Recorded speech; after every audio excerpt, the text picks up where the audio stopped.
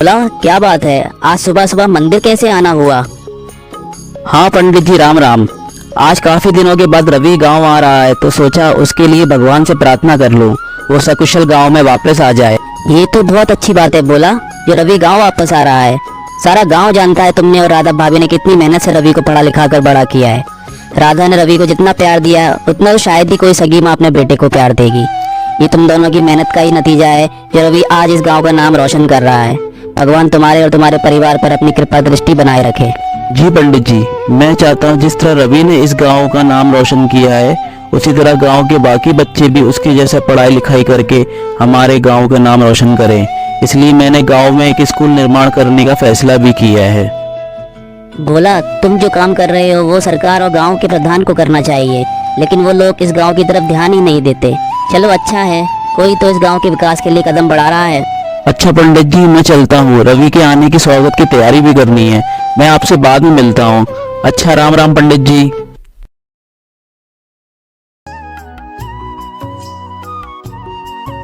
अरे बोला, क्या बात है, आज इतनी जल्दी जल्दी में कहाँ जा रहे हो भाई? राम राम सरपंच जी, आज मेरा भाई रवि शहर से वापस आ रहा है तो बस उसके स्वागत के लिए ही घर जा रहा हूँ। आज पूरे 5 साल बाद वो गांव आ रहा है तो बस उसे देखे हुए भी बहुत समय हो गया, तो मुझसे आज सब्र नहीं हो रहा। ये तो बहुत अच्छी बात है बोला, जो रवि वापस आ रहा है। सारा गांव तुम दोनों के प्यार की मिसाल देता है, कैसे तुमने और राधा भाभी ने रवि की परवरिश की है। सारे गांव को तुम्हारे ऊपर गर्व है। शुक्रिया सरपंच जी। अच्छा चलो, अब मैं चलता हूँ, रवि के आने का वक्त होने वाला है तो मुझे घर जल्दी पहुँचना पड़ेगा। ठीक है, मैं आपसे बाद में मिलता हूँ। राम राम सरपंच जी।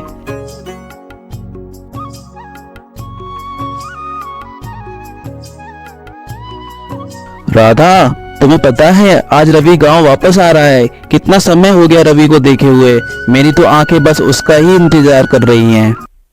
काश आज माँ बाबा जिंदा होते तो रवि को देखकर कितना खुश होते। रवि के आने की खबर सिर्फ आपको है? मुझे तो पहले से ही पता है। रवि ने मुझे फोन करके पहले से ही बता दिया था कि भाभी मैं आ रहा हूँ, इसलिए मैं तो सुबह से ही उसकी मनपसंद का खाना बनाने में लगी हुई हूँ। अरे हाँ, मुझसे ज्यादा तो वो तुमसे प्यार करता है, इसलिए उसने मुझसे पहले तुम्हें खबर कर दी होगी। ये बात भी मैं कैसे भूल गया। आखिर माँ के बाद तुमने ही तो उसे माँ का प्यार दिया है और वो तुम्हें अपनी माँ ही समझता है। मैं भी उसे अपना बेटा ही मानती हूँ भोला जी। भगवान ने मुझे औलाद नहीं दी तो क्या हुआ, लेकिन उन्होंने मेरी झोली में रवि की परवरिश को डाल दिया, जिसकी मैं उनकी बहुत बड़ी आभारी हूँ। चलो आप मुझे काम करने तो, मेरा रवि आएगा तो सबसे पहले यही पूछेगा पापी माँ खाने में क्या बनाया है। आप जाइए और आराम करिए, जब रवि आएगा तो मैं आपको बता दूंगी। ठीक है, मैं हाथ मुंह धोकर आराम करता हूँ, रवि आने ही वाला होगा। और यहाँ शहर में अपने ऑफिस में रवि कुछ सोच विचार में डूबा हुआ है। अरे रवि, क्या हुआ, क्या सोच रहे हो?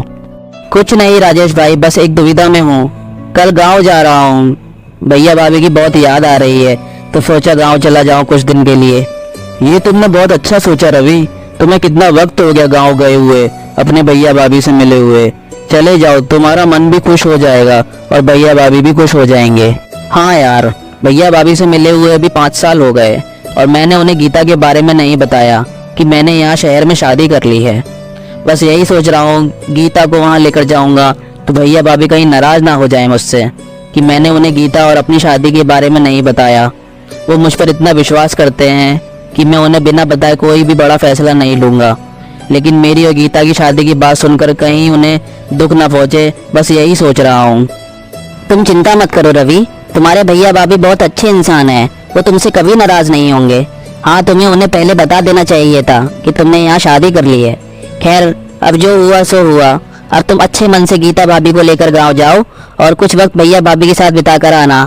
गीता भाभी ने भी शायद कहीं गांव की जिंदगी नहीं देखी होगी। हाँ, गीता तो यहाँ शहर में ही पली बड़ी है, पता नहीं उसे हमारा छोटा सा गांव कैसा लगेगा, वो वहाँ रह भी पाएगी या नहीं।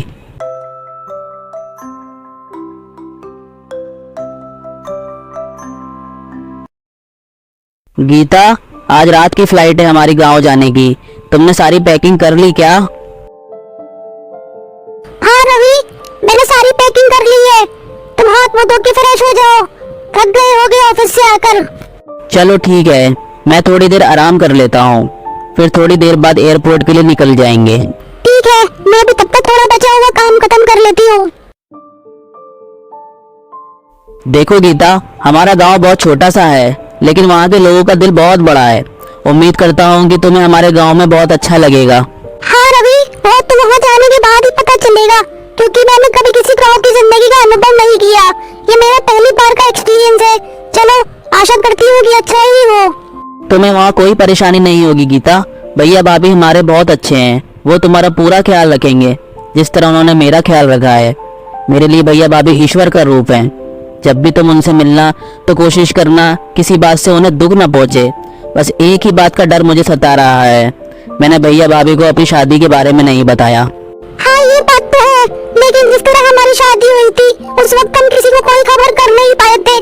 बहुत जल्दी में हम दोनों को शादी का फैसला लेना पड़ा था। चलो अब चलते हैं, हमारी फ्लाइट आ गई। मैं भैया भाभी से मिलने के लिए बहुत उत्सुक हूँ।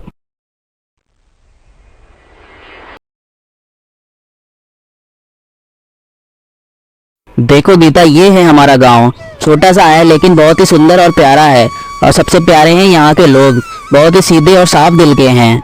हाँ रवि, अच्छा है तुम्हारा गांव, और यहाँ की हवा कितनी साफ है।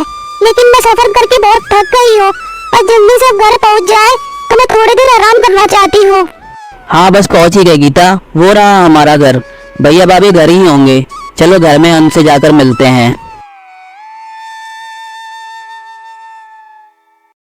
नमस्ते भैया, नमस्ते भाभी, कैसे हो आप दोनों? कैसा है मेरे भाई? कितना कमजोर हो गया है तू? शहर जाकर कुछ खाता पीता नहीं है क्या? अरे भैया, आपको तो मैं हमेशा ही कमजोर लगता हूँ। आप चिंता मत करो, मैं अच्छे से खाना खाता हूँ और अपना पूरा ख्याल रखता हूँ। भैया भाभी, मैं आप दोनों को एक बात बताना चाहता हूँ। भैया, मैंने शहर में शादी कर ली है, और ये है मेरी पत्नी गीता। रवि, तुमने शहर में शादी कर ली और हमें खबर क्यों नहीं की? इतनी बड़ी बात तुम हमसे कैसे छुपा सकते हो? क्या हम तुम्हारे इस फैसले से खुश नहीं होते जो तुमने अपनी शादी के बारे में बिल्कुल खबर नहीं करी? नहीं भाभी, ऐसी बात नहीं है। मैं बताना चाहता था लेकिन बता नहीं पाया। ये सब इतनी जल्दी जल्दी में हुआ कि किसी को खबर ही नहीं कर पाया। चलो कोई बात नहीं, अब शादी कर ली तो कर ली, अच्छी बात है।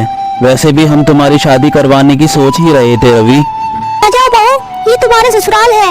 मैं और भोला जी रवि के बड़े भैया भाभी हैं। अब से तुम भी इस परिवार का ही हिस्सा हो।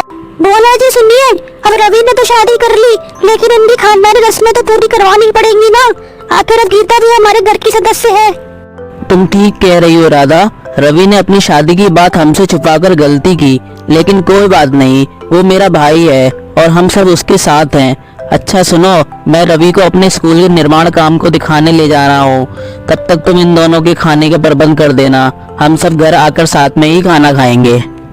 चलो रवि, तुम्हें अपने स्कूल के निर्माण कार्य को दिखाकर लाता हूँ। अरे स्कूल का निर्माण कार्य शुरू हो चुका है, अब धीरे धीरे पूरा स्कूल बन जाएगा। भैया, ये तो आप बहुत ही अच्छा काम कर रहे हो गांव में स्कूल बनवाकर। हमारे देश के हर एक बच्चे को शिक्षा मिलने का पूरा अधिकार है। हम सब आपके साथ हैं भैया। चलो रवि, अब घर चलते हैं, शाम होने वाली है। तुम्हारी भाभी और गीता खाने पर इंतजार कर रहे होंगे। गीता बहू, अगर आराम कर लिया हो तो यहाँ आ जाओ। मैंने आज रवि की पसंद का खाना बनाया है। बचपन से वो मेरे हाथ का खाना ही खाना पसंद करता है। खाना तैयार है, रवि और भोला जी भी आते ही होंगे। हाँ दीदी, मुझे पता है आप बहुत अच्छा खाना बनाते हो, लेकिन मैं इतना अच्छा खाना नहीं बना पाती। मैं क्या करूँ? अरे गीता बहू, तुम चिंता मत करो, मैं तुम्हें सब सिखा दूंगी। भाभी, मुझसे ये चूल्हे में खाना नहीं बनाया जाता, कितना धुआं उड़ता है, मेरी तो आंखें ही जल जाएंगी। माफ करना भाभी, मुझसे अभी ये चूल्हे में नहीं बनाया जाएगा। मेरी आंखों में बहुत धुआं लग रहा है, मैं अपने कमरे में जा रही हूँ।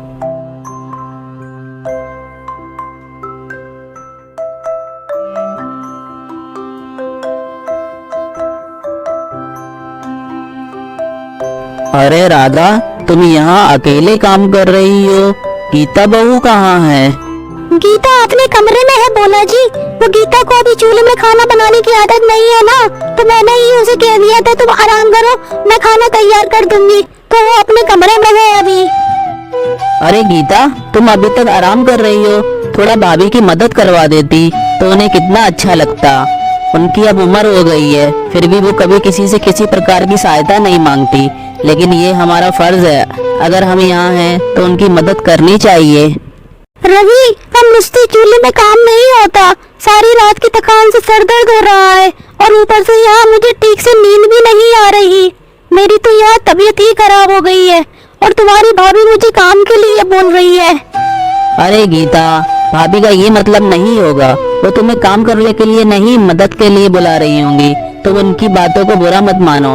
वो दिल की बहुत साफ हैं। वो तुमसे बात करना चाहती होंगी, इसलिए उन्होंने तुम्हें रसोई में बुलाया होगा। देखो रवि, वो तुम्हारी भाभी है, इसलिए मैं उनकी इज्जत कर रही हूँ। लेकिन आज तक मैंने किसी का हुक्म नहीं माना। अगर वो मुझसे कोई जबरदस्ती काम के लिए कहेंगी तो मैं कुछ भी नहीं करूँगी। गीता, तुम तो बेकार की बात को बढ़ा रही हो। अभी एक दिन ही हुआ है हमें यहाँ आए हुए और तुम्हें परेशानी होने लगी। ऐसे तो तुम इस घर को और इस परिवार को कैसे अपनाओगी? मुझे कुछ नहीं पता रवि, मुझे नहीं लगता कि मैं यहाँ रह पाऊंगी। मुझे माफ कर देना, मैं यहाँ ज्यादा दिन नहीं रह सकती। तुम जल्दी यहाँ से अपने घर जाने के बारे में सोचो। गीता, ये तुम क्या कह रही हो? मैं 5 साल बाद तो अपने भैया भाभी से मिलने आया था और तुम्हें मिलाने लाया था। मैंने सोचा था तुम उनसे मिलोगी और वो तुमसे मिलेंगे तो तुम एक दूसरे को समझोगे, लेकिन तुम तो इतनी जल्दी जाने की बात कर रही हो। भैया भाभी क्या सोचेंगे? अभी तो आया है और अभी जा रहा है।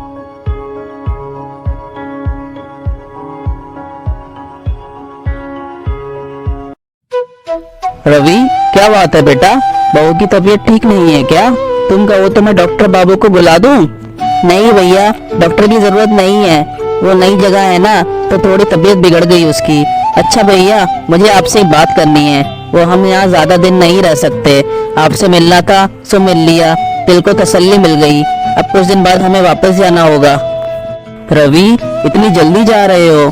हमने सोचा था अब तुम हमारे स्कूल निर्माण कार्य में हिस्सा लोगे और अपनी देखरेख में स्कूल को बनवाओगे, लेकिन तुम तो जाने की बात कर रहे हो।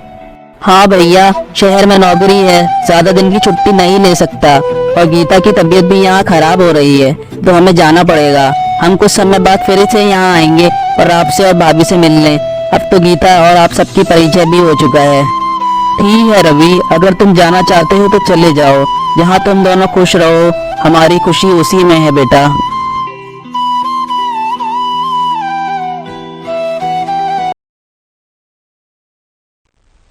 और रवि और गीता वापस अपने शहर चले जाते हैं। अगले दिन रवि के ऑफिस में रवि के बॉस उसे अपने केबिन में बुलाते हैं। आओ रवि आओ, मुझे तुमसे कुछ बात करनी थी। काफी सालों से हमारी कंपनी अच्छी चल रही थी, लेकिन कुछ वर्षों में हमारी कंपनी को भारी नुकसान उठाना पड़ा है। मैंने बहुत कोशिश की यार हालत को संभालने की, लेकिन अब हिम्मत जवाब दे चुकी है। मुझे बहुत दुख के साथ कहना पड़ रहा है, 2 महीने के बाद ये कंपनी बंद हो जाएगी, तो तुम अपने लिए कोई दूसरी नौकरी तलाश कर लो। लेकिन सर, इतनी जल्दी में दूसरी नौकरी कहाँ से ढूंढ पाऊंगा? ये तो बहुत मुश्किल हो जाएगी। आपने मुझे पहले क्यों नहीं बताया? मैं कुछ नहीं कर सकता रवि, मुझे तुम्हें इन्फॉर्म करना था। मैं कभी नहीं चाहता कि ये कंपनी बंद हो, लेकिन अब कुछ नहीं हो सकता। तुम प्लीज किसी दूसरी नौकरी को देख लो। और रवि उदास होकर सोचते हुए अपने घर की तरफ निकलता है। ए भगवान, ये तुमने मुझे किस मुसीबत में डाल दिया? बिना नौकरी के मैं कैसे अपने घर चला पाऊंगा? इतना बड़ा घर का लोन भी मेरे सर पर है। हे ईश्वर, मुझे कुछ रास्ता दिखाओ इस मुश्किल की घड़ी में। अरे, मैं कैसे भूल गया, मेरे भगवान तो मेरे भैया भाभी ही हैं। भैया से बात करता हूँ, वो जरूर कोई ना कोई रास्ता निकालेंगे मेरी परेशानी का। उन्होंने हमेशा ही मेरा साथ दिया है। हेलो, हाँ भैया, कैसे हो आप? भैया, मैं बहुत मुसीबत में फंस गया हूँ। मेरी नौकरी भी चली गई है भैया, और मेरे ऊपर बहुत कर्जा हो गया है। बैंक वाले मेरी सहायता कीजिए भैया। रवि, तुम चिंता मत करो बेटा, मैं और तुम्हारी भाभी तुम्हारे साथ हैं, और तुम हिम्मत रखो और गांव वापस आ जाओ। ओके भैया, ठीक है, मैं गांव आने की तैयारी करता हूँ।